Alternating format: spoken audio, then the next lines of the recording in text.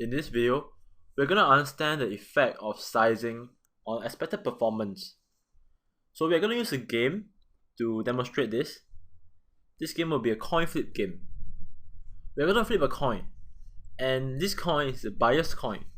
So instead of having 50% chance of landing on heads and 50% chance of landing on tails, we're going to let it have 55% chance on landing on heads and 45% chance on tails.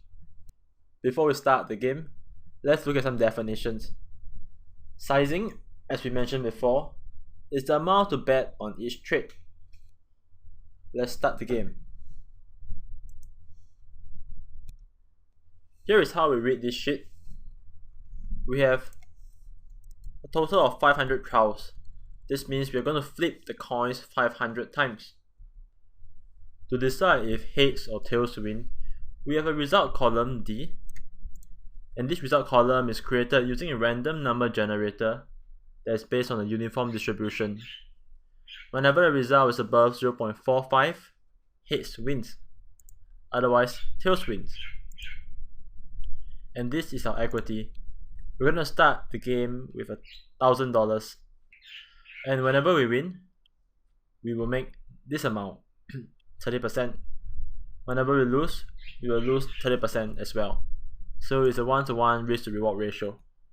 All the inputs in blue can be adjusted. The outputs are here. First, we have the number of times heads wins out of 500, number of times the tails win, and our final equity, our P&L in percentage form, and the number of trades to run. This means how many trades we took for us to hit rock bottom. Let us visualize this for a moment. If the chance of heads is 55% and the chance of tails is 45%, and we are always betting on heads to win, in the long run, our net P&L should be positive. So let's test out our theory. Let's say that now instead of 30%, I am risking 1% per trade. Let me run a few iterations by refreshing the sheet.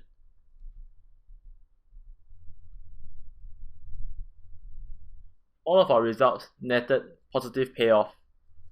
This is consistent with our theory that we should be making positive returns in the long run, playing a game where we have an edge.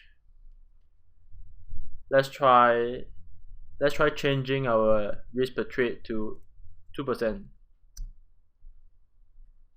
Run a few iterations. Similarly, our results are consistent with our theory. But what if I risk too much? I risk 30% per trade. Let me run a few iterations.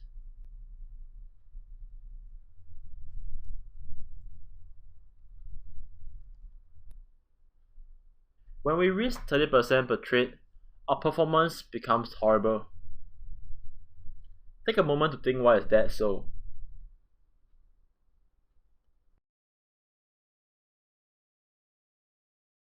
To understand why overbetting will cause us to destroy a positive expected payout strategy in the long run, let's adjust our equity risk per trade to 50%.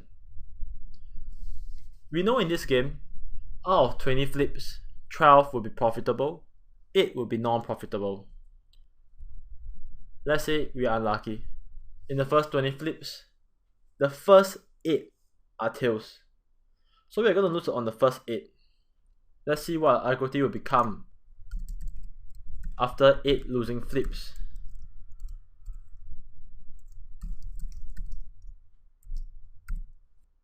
Using this equation, I can see what is our end result after 8 losing trades. We will be left with $3.90. With $3.90, we have to make back 250 times of our capital in order to reach our original equity of $1,000. That is a near impossible task, and for sure, this strategy is ruined.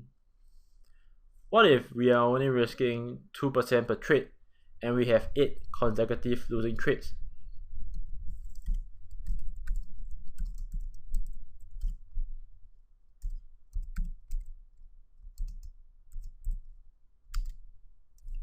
we'll be left with $850. With $850, this is more than enough for us to make back the amount we lost and much more. Let's see this effect from another point of view.